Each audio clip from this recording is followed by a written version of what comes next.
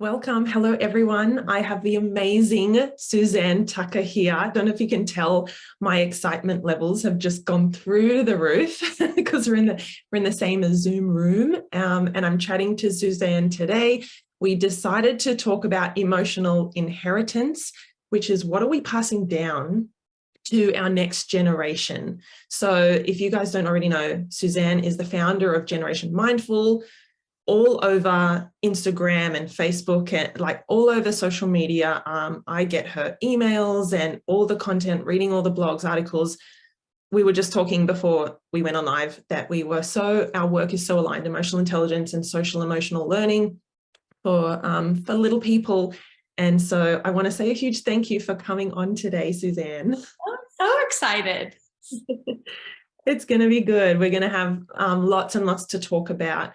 And I just think that your work is so needed for parents and families and educators today, because I don't know about you, but I'm seeing this big shift, this sort of groundswell away from the old, the outdated stuff, the stuff that doesn't feel good, that those punishments, the threats, the bribes, and moving towards really seeing our kids and their behavior for what it truly is. And we're seeing it in a more science-based, true light and a more respectful way. So yeah, I just think I'm really excited to finally It's true. Your work is right there with the trend, because this is not only intuitive and humane, it is scientific and factual and actual brain science. So we are the first generation where there's been this collision of consciousness with the science to back the humanity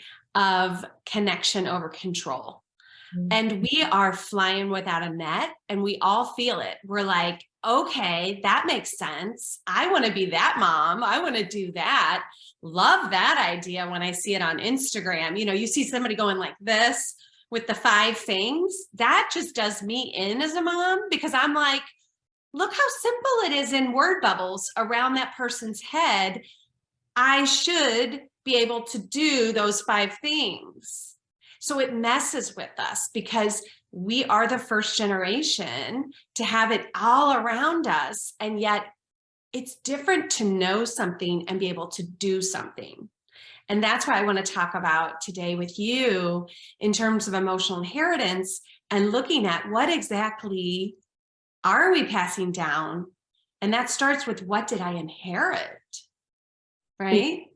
Yeah, that's such a good place to start, because you know, these are thoughts that are running through my mind as well. And I'm often thinking, I'm trying to do the best I can. I'm reading the research, I'm sharing it, and yet I know I'm going to mess up my kids in some way. And it's not like we know it's not about being perfect and having all the things and being the parent all the time, the amazing parent. But I think many of us today feel that we're not good enough. We have a feeling that's sort of rooted in that childhood experience. And so today we're going to be discussing these negative impacts that fear, punishment-based parenting and discipline have had on our generation, Yes. our sense of worthiness, how to break this cycle from passing it down to our kids, you know, and the next generation. Because when I'm working with parents, I say, I'm not just sort of helping you and your kids, I'm helping your grandkids and you know, those future generations. Mm-hmm.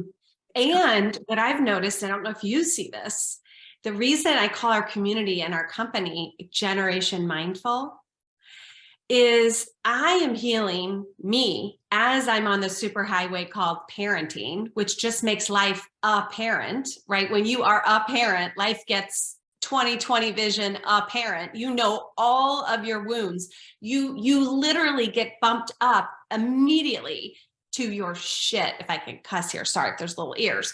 But parenting is like the best therapy you never paid for, because all your triggers, all your fears come up to the surface. So instead of judging and worrying, what we can start to do is embrace, hey, look, I'm triggered. That means, and this is a mantra I use, I'm empowered to heal or grow. It doesn't mean I'm bad or wrong or failing. So if you know the brain science, if you can shift your brain to notice a moment where you feel you're lacking, like maybe you feel you're yelling or you're even hit, a child, or are hurtful or harmful, instead of berating yourself and beating yourself up, what I want to do is insert, I noticed. I'm noticing this is happening, and celebrate. Because when you celebrate your awareness, you create dopamine in your brain, and you can now do something different. So I think that's really the first step, is to look at what really have we been given. We've been given a messy bag of fear, shame, and not enoughness and guilt. It's just true. If you look at any of us, look at our upbringings, all the adults before us had were what? Fear, shame, manipulation, guilt, not enoughness, and love. And that's what I want to understand, is underneath all of those old strategies is love, because they wanted to raise us to be kind, compassionate, happy, generous people.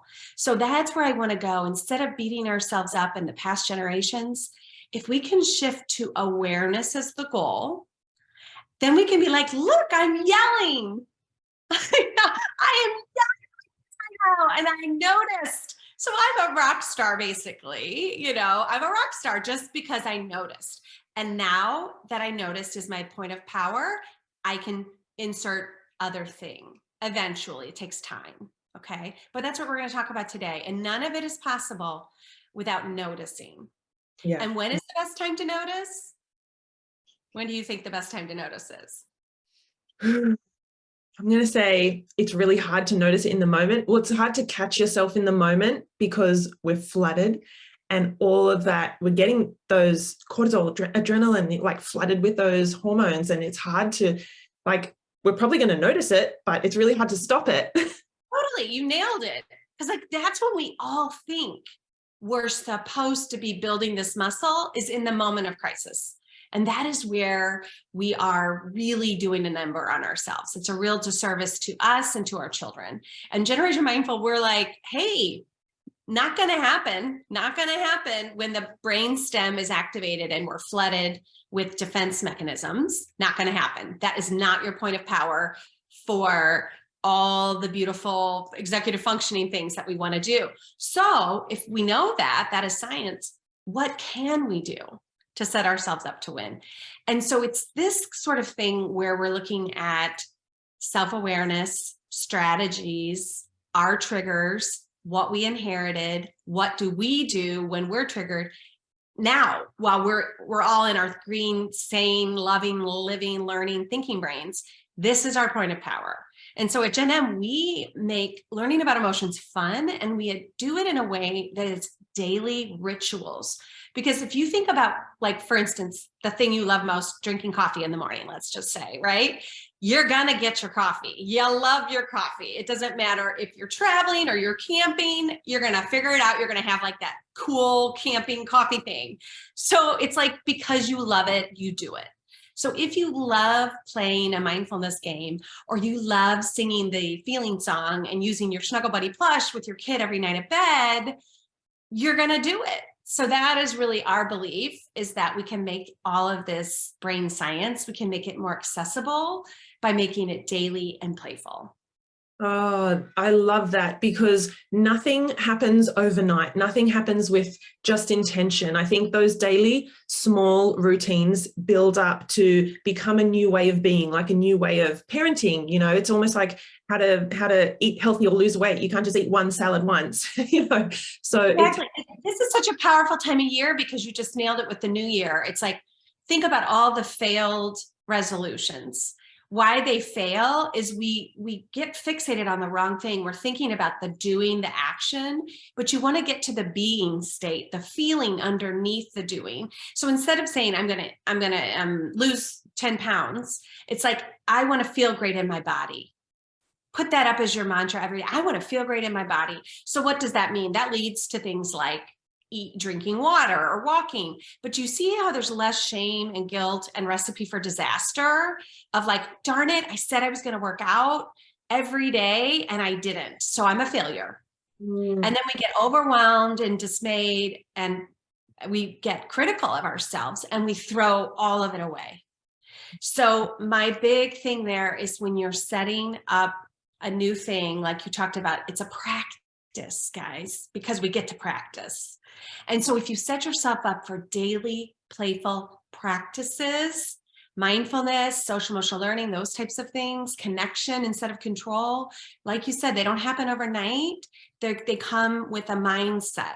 And so we've created like little training wheels, and you're doing it as a community. I see, because I'm in your community, and I love when Stephanie is sharing, hey guys, my kid was not going to go to grandma's and I had a date night and I'm going to celebrate my anniversary.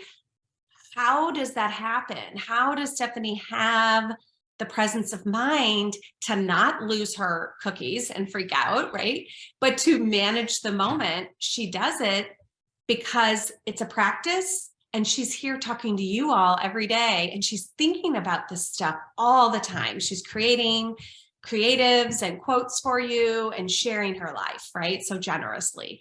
And that, Stephanie, isn't it a gift for us? Because we're leading these communities, not because we're perfect at it, because it's hard for us. And we get to think about it all the time. And it helps us, doesn't it? It helps us to give ourselves grace and get it wrong, like every day, and know that it's okay. We didn't fail. We are human. Yes. I love the mantra, the affirmation, like the also just the concept, the belief of, we don't have to get it right all the time, every day. We're teaching and creating this stuff and learning it and speaking about it, and we're not perfect. And you're a mum of 4, and obviously the founder of Generation Mindful. You've been a physical therapist and a parent educator, and a certified educator of infant massage for over 25 years. So being a mum of 4 and having all those plates spinning and things like that. I love that Generation Mindful is this international community. It brings together the early emotional education, the positive child rearing practices that we're talking about, connection, not correction, and making it mainstream for young families and people in classrooms. So I just wanted to also let everyone know a little bit more about you, because I think, as we were saying, we're not the people at the, who are doing it perfectly and everything. This is just something that we know is so beneficial, so powerful for the generations to come. And we're sort of people who are able to step up and say, yeah, we're going to shout this from the rooftops. We're going to be talking about, how to shift those old, the things that we inherited, as you said so beautifully. And I know that you believe that the most impactful thing we can do as a society is to bring about a more peaceful and compassionate world, is to evolve the way that we discipline our kids, replacing that fear and that shame that you touched on with practices that nurture safety and connection. So that is what Generation Mindful and what emotional intelligence is all about. We're about the science, the neuroscience, the understanding psychology, emotions, behavior, and doing things a better way. I'm just going to say, right? We know the impacts, the negative impacts. We're kind of living them often. And so what I wanted to ask you is, how do we discipline using social emotional learning rather than the fear and the shame and the blame? Why some of these playful rituals are key. I know you said, and I kind of grabbed onto it, I love the connection over correction. Can you speak a little bit about that? Yeah, so when I set out to start Generation Mindful, it was based on a need I was seeing in my community, in my classes where I was working with families. And gosh darn it, if they weren't learning the science and going home and beating themselves up. And I was a mom, I'm a mom of 4, and I was doing the same. And I was like, I'm done. I'm not going to add more guilt and shame to another adult's life, because the lights go on. We know what we're supposed to be doing. We know the science, and we get scared because we just think we're failing all the time. And I would say, a recovering perfectionist for sure in motherhood. I was never hitting the bar. For 5 years, I thought fail, fail, fail. But it was because I was setting the bar too high and I didn't know how to set goals for myself that I could actually achieve, right? And celebrate. And so I had to learn through my journey how to shift that narrative. And I started GENM because I saw a real need to break out of this thought that if we do good, we are good. And if we do bad, we are bad. We inherited that. That's what a timeout or spanking teaches us. So to break out of that, I thought, okay, how do we do that? And I was like, okay, it's through play and connection and our mindset. So the first thing we did was we created the mantra cards, peacemakers, where we're creating new thoughts in our minds. Things like mistakes help me learn and grow.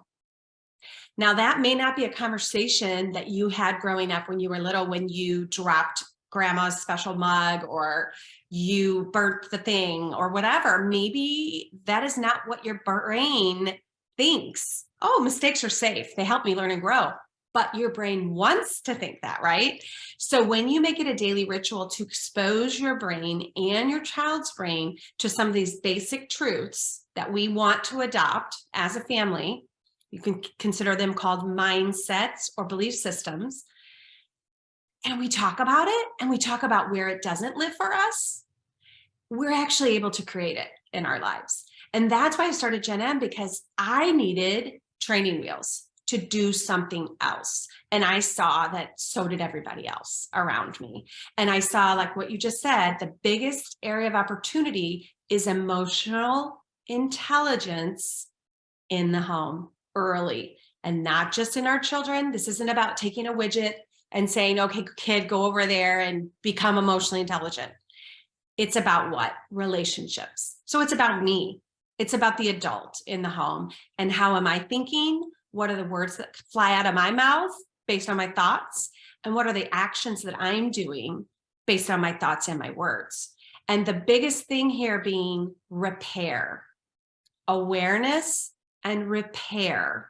After play and ritual, those are two of my favorite words. We want to connect mindfully and playfully so that we can rewire the brain. So you're going to do that, right? You're just going to say, hey, I'm committed to this practice. I want to become a more mindful, present, conscious parent, and I can't do it when I'm flying without a net. So what can I do to create daily playful ritual? And then how can I start nurturing emotional intelligence in the way I'm correcting and disciplining my child? So we can dive into that a little deeper, but it comes back to, how do you respond when one kid hits the other kid over the head because they want the toy truck? How do you respond? It starts, and really right there, that's where your point of power is. And you can't wait to figure out your response strategies in that moment. If these are new brain cells, you want to have something to go to, right? To run to and cling to. So we can dive into that, but I know I just gave you a lot, so I want to pause and see what you think about what I just said. Yeah, I think that's beautiful. And I think it is so hard for parents. Like it was hard for me because I feel like my eldest had the old me and my youngest had the more emotionally intelligent parent. And gosh, can we just stop a second and all take a deep breath on that? Because there's not a parent out there who doesn't know that they've evolved. But here, why do we got to feel bad about that? I think that's something to celebrate and to just say it. Like, I have the 4 kids. My eldest is 22. She sees me parenting my twins who are 12. I'm a decade different and older and more wise. And we laugh about it. You know, you gotta call it out on the mat, talk about it, name it, and don't act like it's broken. That is actually how the world works. Okay. So first, we give ourselves permission and we teach our kids to be generously self-accepting. So anyway, I just had to pull a highlighter out because we all know what that feels like. I love that. Pull a highlighter out. I'm gonna use that one. So I do feel, you mentioned, what do we do when our child hits another, and maybe when we were younger, we were then maybe smacked or spanked. Maybe then we were yelled at. Maybe then we were put in timeout and sent away. So I know you've got, or you speak about sort of like a 3-step process to repair this generational trauma, those old patterns, those limiting beliefs. Can you talk a little bit about that? I would love to. Yeah, because I'm a big thing about like what I am going to do now that I know the challenge. Now, what am I going to do? And like I said, you want to set it up in advance. So, okay, we all agree we want to have a strategy. We don't want to be flying without a net. So after studying the science, we broke down simple enough to teach. I've taught a classroom of 4-year-olds this strategy. Okay, you ready? It's going to be 3 movements and you have to be silly and do them with me. The first one is name it. So I want everybody to find their binoculars and look around the room with your binoculars. Can you see the emotions? What do they look like? Can you name it? So that is name it, looking high, looking low. We're looking for emotions. So that means when we're reading storybooks, when we're living our lives, and we notice as a family, we have a practice to name it, because that is the brain science. When we're able to name it, all sorts of magical chemistry happens, and it all leads you toward emotional intelligence and regulation. Okay, so I'm not going to get you lost in the science, but just believe me, name it is the step 1. People have said name it to tame it or name it to reframe it, but name it is what you want to remember. Put the words to it. Can you find it? Can you see it and recognize it in yourself or in another? Name it as your point of power. Feel it. Feel it is step 2. Feel it happens in your body. So this is the one we made for feel it, either 2 hands over your heart or a big hug. So I love to go in classrooms and teach this to little people, and everybody up. And then we look for it, name it, then we feel it. And we're committed to what? Learning that emotions live where? In my body. How am I going to know what I'm feeling? My body will tell me. And I feel like when we can dummy it down and teach it to a 4-year-old, we can remember and learn it. So I do love to teach it this way because it makes it so accessible, sticky, like you can't lose it. So we name it, we feel it. And the last part is we heal it. And for heal it, I did holding hands or hugging another person, because healing happens in relationship. We don't heal alone in a bubble in isolation. We heal through relationship, through our lives. And I used to read books. I love self-help, always in my life, but I used to always want to heal my relationships. But I realized, no, my relationships aren't broken. I'm healing through my relationship. So I thought I had that profound awareness that I'm naming it, I'm feeling it, and I'm healing it. Nothing's broken. I'm not broken. You're not broken. We're healing through relationship. That's the vehicle. It's not the broken thing. It's the vehicle. Wow. So that is it. That is my 3-step approach. Name it, feel it, heal it. I'm trying to see. So we've broken everything down visually because I'm a visual learner. So this would be like the difference between a time out and a time in, which is really the biggest opportunity for everybody out there, if you've not already, to make that transition and to make it tangible. Name it, feel it, heal it happens when you make it tangible. Otherwise, it's just gobbledygook, it's just science, and it's not actionable. So if you were to ask me how then, Suzanne, do I name it, feel it, heal it? For me, it comes down to creating a space in my home where I am supported to do those steps. Okay. Can I continue and just give you a little more? Okay. So name it. Hi. Name it. For me, it comes down to these 4 mood groups. I want every child in the world to know that emotions are either pleasant feeling or not pleasant feeling in the body, and they're either high emotion or low emotion. That's what they say from the Yale School of Emotional Intelligence. These are high energy, these are low energy, these feel pleasant in the body, and these feel unpleasant. So when I go into that preschool room, we play all of the mood groups. And so have you ever met someone who say, how are you feeling? Or maybe it's you and you're like, I don't know. I'm not sure. I'm thinking I'm upset, but I don't know if I'm angry or frustrated or sad, or what am I feeling? Right? Have you ever been there, Stephanie, where you're like, yeah, and let me just link that back to when you said name it, feel it, heal it. I thought I know that's challenging for parents who have not experienced that or were not raised that way, but the feeling it part, like feeling it in our body, that took me time to, because I was good at shoving it down and being a people pleaser too. oh yeah. Beautiful. We teach what we need to know. There's no accident that I'm right here. I was good girl, Suzanne. I was cooperative and good girl. You know, I do good, be good. I am good, you know, and I was like, you would never guess how shy and quiet, but I have stepped into my truth and I'm like, you're going to hear me because I got something to say. And that was not little Suzanne. Little Suzanne was like, meek and quiet and like, I'm not sure, I don't really want to, you know, I'm a mediator, I'm a middle kid, you know. And so my work has been stepping into my power, because we live in a world that doesn't necessarily encourage you to tune in and trust what you find here. And so I'm so glad you brought back with a highlighter to step 2. Number 1, name it, but 2, you nailed it, feel it. Feel it is a life of learning, because if somebody in your world negated what you know was true in your body when you were little, like I'm hungry or I'm cold, and they were like, no, you just ate.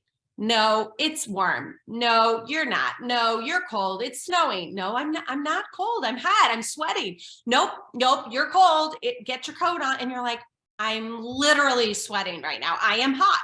So we have gotten confused in our bodies because we grew up getting our wires crossed. We had one message coming from the body and we had a different message coming from outside ourselves. So as adults now, we're attempting to become woke enough that we are getting out of our children's ways in some ways when they are having this intelligence enough to stay curious ourselves and say, really? It's snowing outside and you're hot? Tell me about that. You know, instead of just, nope, get your coat on now, you know. So name it, feel it, and then that heal it. Let me just show you one other tool, because it's a mouthful. I mean, if this is brand new to you, you're sitting there, your head is reeling, you're like, whoa, right? Like, what do I do when they won't put their coat on or they do hit their brother or whatnot? So we want to look at real strategies. So this is how we break down, what can I do? Right? Because we're all like, what can I do? We name it and we have little feeling cards. So you pick the picture that shows how you're feeling. It's either red or blue or yellow or green. And then we do 2 practices that help us regulate. No matter what, after you name it, you don't start trying to fix it. And you also don't start to discipline. You might nurture or care for the person who's, you know, gotten the bonk on the head, but what you do is you regulate. And this becomes a practice. Okay, Bobby hit Sally on the head. We were feeling what? Frustrated or angry or jealous, whatever it is. Now everybody breaks and we breathe or we color or we drink water or we go on a walk, but we don't pass by the very important step of the body. And how am I in my body? We regulate, we breathe, we get back in our body, because a lot of us have been taught how to get out of our body, how to be disembodied and literally walking around all day and not touching down into the human body. So this is big, right? So it's a practice, name it, feel it. And then we check back in and we ask ourselves, now how am I feeling? And what do I want to do about it? So I've had a child, for instance, have an awareness of, I was angry, but I did my regulation things. I colored, I drank water, and now I'm sad. And so they went through it again. They started with sad, they did the 2 things, and then they felt better. And why did they feel better? Because they got to process the sad, not just the anger, right? So when you get to the end, you'll have lots of things you can do. People will naturally want to start repairing. That's what happens when you move back into the prefrontal cortex. You're present again. You can listen and learn and love. Listen, learn, and love is possible again because we've been restored to our center. And so, you know, from there, there's a lot. There's the book, there's the course, lots of ways that can happen. That name it, feel it, heal it. That healing, that last part, that is the restorative work, right? And that's it. That's the whole thing. You've got it all, the whole enchilada. As you were speaking, Suzanne, I was just hearing, like, my brain goes to the science, which I know yours will do as well. And I'm hearing like the polyvagal theory under there and our nervous system and what's happening in our body that for so long we've been taught to ignore or forget because it's all about what we're thinking and feeling up in our head. So I just love that. And I love that your summit, the Reparent Yourself Summit, is happening now, right? And that's what we're speaking about with the healing. So can you tell us a bit about that for the parents watching? Yes, I'm so excited about this. Every new year, this is our second annual commitment to reparenting the self. This person right here, you, right there, beautiful you. I know in my life, this has been the most powerful work, is to come to know little Suzanne and to love her and to see her and witness her in me and to take care of her. That has helped me take care of my children. And every year we do this work, it touches my life, my relationships, and my parenting more than anything else I've ever done. It's this reparenting of the self. So right now we're in the middle of a free 3-day summit. I interviewed 15 experts in the fields, and each one delivers a beautiful wisdom, truth nugget, actionable advice for us. And they're so accessible and real. And we have 5 every day. So we had 5 yesterday, we have 5 today, and we have 5 tomorrow. And I believe, Stephanie, you have a link. Is that true? Yeah. Okay. And it's free. Yeah. It's like reparent.genmindful.com, something / I don't know, register or something. You've got one and it's free. So if you type it in, you'll go to a page, you just put your email in, and then I will email you access right in. You'll go right over to where we're all hanging out. We're all inside this forum talking and saying our big aha moments. So even if you jumped in today and only could take in 1 or 2, that is a home run. That is a home run. And then tomorrow there'll be 5. And the summit has really been building. So yesterday was about the self. Today is really about the mindfulness in the inner child. And tomorrow is like the summit, like going to the top, guys. And you're going to take away so much deep wisdom. So I hope you'll join us. And then there is an all access summit. So if you're like, I'm loving this and I want to ingest all of it over the next year or many years of my life, you can upgrade and get the all access. And that comes with all sorts of extra stuff, resources and things. So much goodness. I can see, I'm having a look at the live, and my team already put the link in. Guys, if you're watching live on Facebook in the Let's Raise Emotionally Intelligent Kids group, my team's already put the link in, getting a ticket to the ongoing summit. And if you're watching a little bit later on YouTube, that is okay, because we'll put the link in there. And as Suzanne said, you can get an all access, all those features, all the resources, downloadables, extras, and the bonus materials. You can still get that. So I just after the fact. Yes. If you go now, you are gonna get a summit discount. I'm just gonna say it. If you're getting it later, you're still getting a huge value, because these I'm telling you, these talks have changed my life. Actually, I'm going to show you now. When I work, I have my little Suzanne. Look how upset I am. I was like a little empath. I mean, this was me. What? Who are you? Why are you here? What are you thinking? I mean, this is probably how I walked around like 2 years. Like, I don't trust you. Yeah. I don't understand you.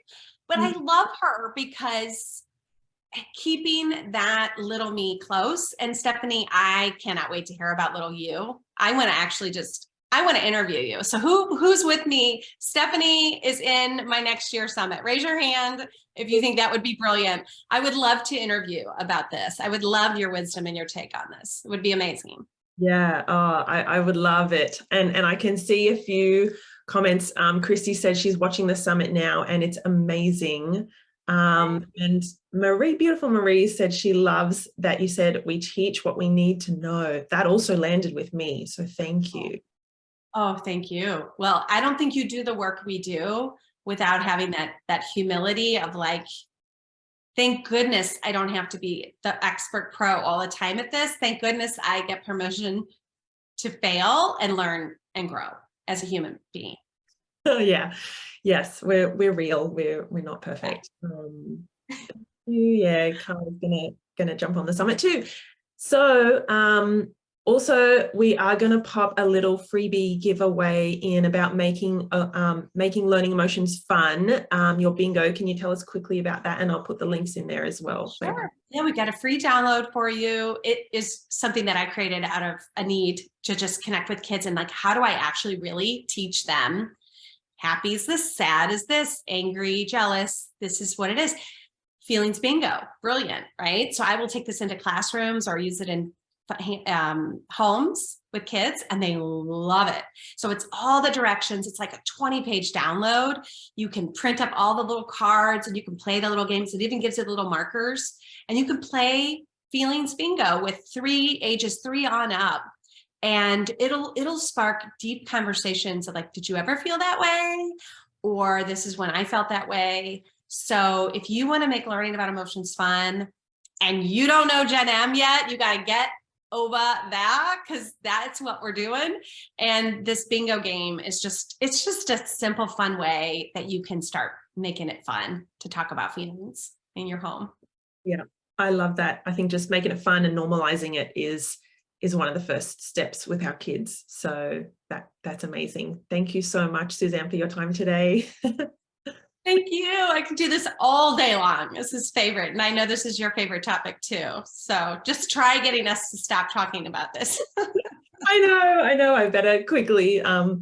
Yeah, because we could talk all day. I know. Thank you for having me though, guys. And I look forward to seeing you over in the summit if you are able to make it today or tomorrow. Yeah, please, guys, if you're watching now, or if in the next day or so, if you're watching the live on Facebook, you're watching the replay, you can jump on that link. It's in the comments. I can see it there. And please go. I know you're going to find so much value that's going to transform not only who you are as a parent, but the way that you parent and connect with your kids. So please, I really invite you to jump on and access that summit. All right. Thank you, everyone. I hope everyone had a great new year as well. I forgot to say that at the start. I feel like we're third, fourth Happy New Year. And so we will see you in the next couple of weeks for another interview. But again, thank you, Suzanne, for coming on. And we will chat soon, I'm sure. Sounds great. Thanks so much for having me. Bye. Bye.